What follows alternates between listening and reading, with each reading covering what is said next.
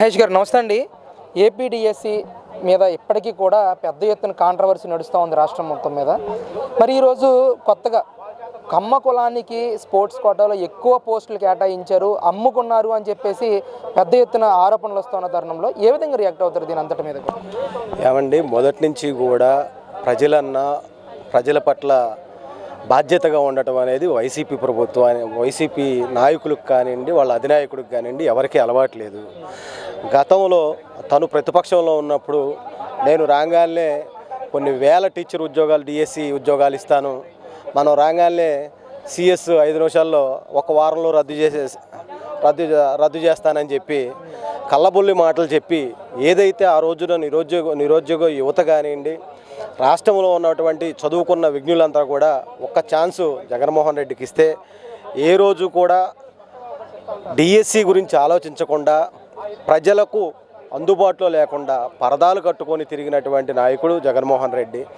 ఈ రోజున ఏదైతే కూటమి ప్రభుత్వం నారా లోకేష్ గారు యువగళం పాదయాత్ర సందర్భంగా ఏదైతే కూటమి ప్రభుత్వం అధికారంలోకి రాగానే మెగా డిఎస్సిని ప్రకటిస్తామని చెప్పి చెప్పడం, ఏదైతే మాట ఇచ్చారో మాటల ప్రకారం మెగా డిఎస్సిని ప్రకటించడం, అదేవిధంగా సంవత్సరం డిఎస్సి రిలీజ్ చేస్తామని చెప్పడం, ఈ సంవత్సరం డిఎస్సికి కూడా సంసిద్ధం కాబోతూ ఉంటే ఆ డిఎస్సిని ఆపటానికి ఏదైతే కూటమి ప్రభుత్వం ఈ డిఎస్సి వదిలితే ప్రజల్లో కానివ్వండి, నిరుద్యోగ యువతలో కానివ్వండి కూటమి ప్రభుత్వానికి ఎక్కడ అభినందనలు దక్కుతాయన్న కుళ్ళుతో నానా రకాలుగా డిఎస్సిని అడ్డుకోవడానికి ప్రయత్నించినటువంటి నాయకులు జగన్మోహన్ రెడ్డి కానివ్వండి, వైసీపీ నాయకులు. ఎందుకంటే దరిదాపుగా 250 నుంచి 300 కేసులు డిఎస్సి మీద వెయిటింగ్ కానివ్వండి.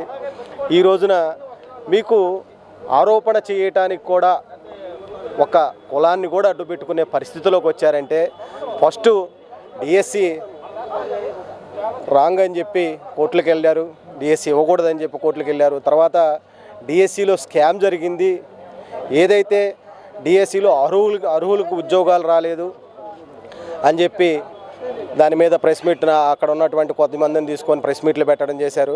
దాని తర్వాత అర్హత ఉన్నోళ్ళకు ఉద్యోగాలు రాలేదని చెప్పి ప్రెస్ మీట్లు పెట్టారు, కోర్టులకు వెళ్ళారు.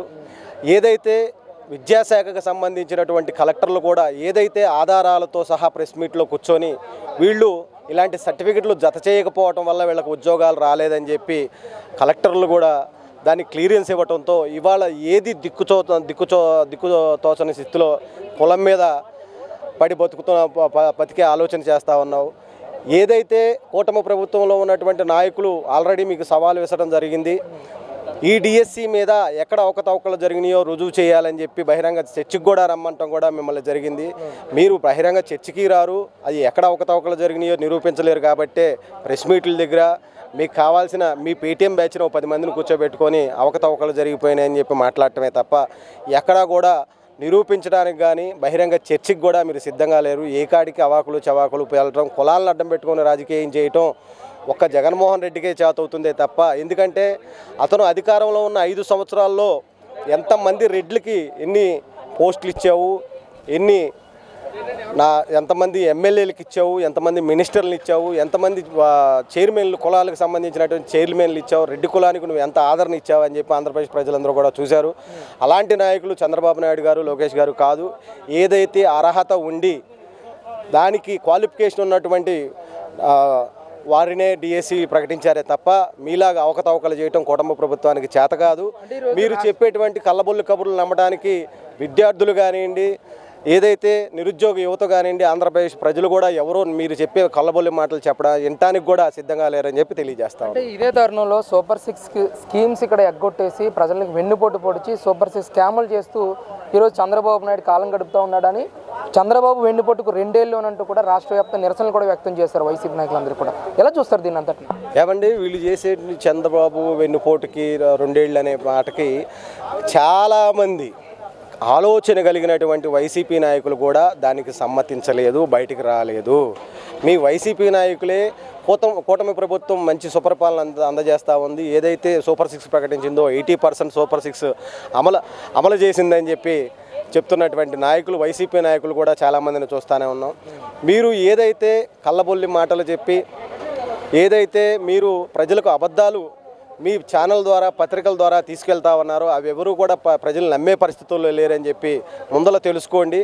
మీకు గతంలో కూడా మా నాయకులు చెప్పున్నారు, మీరు ఏదైతే ప్రజలకు మేలు జరగాలని కోరుకుంటున్నామని చెప్పి అబద్ధాలని ప్రజల్లోకి తీసుకెళ్లాలనే ఆలోచన చేస్తా అన్నారో మీరు రియాలిటీలోకి రండి. ముందల జగన్మోహన్ రెడ్డికి నేను ఇచ్చే ఉచిత సలహా ఏంటంటే, అధికారంలో ఉన్నప్పుడు ఎడుదిరిగి జనానికి అందుబాటులో రాలేదు, ఆ క్యారేవ్యాన్లు పరదాల్లోనే తిరిగావు తప్ప జనాలకు అందుబాటులో రాలేదు. ఇప్పుడైనా సరే అధికారం కోల్పోయిన తర్వాత అయినా సరే ప్రజల్లోకి వచ్చి ప్రజల్లో ఏం జరుగుతూ ఉంది, కూటమి ప్రభుత్వం పట్ల ప్రజలు ఎలాంటి భావనతో ఉన్నారనేది తెలుసుకోవాలని చెప్పి కూటమి ప్రభుత్వాన్ని మళ్ళీ ఎప్పుడు ఎన్నికల్లో వచ్చినా ఓట్లేసి గెలిపించడానికి ఆంధ్రప్రదేశ్ ప్రజలందరూ కూడా సంసిద్ధంగా ఉన్నారని చెప్పి తెలుసుకోవాలి. ప్రజల్లో మీకు రోజు రోజుకి ఆదరణ పడిపోతూ ఉంది. నీకు 175కు 175 సీట్లు వచ్చినాయని మేకపోతు గంభీరం వహించిన నువ్వు ఇవాళ 11 సీట్లకు పరిమితం అయ్యావు. రేపొద్దున ఆ 11 సీట్లు కూడా వస్తాయో లేదో చూసుకోవాలని చెప్పి వైసీపీ నాయకులకు తెలియజేస్తా ఉన్నారు.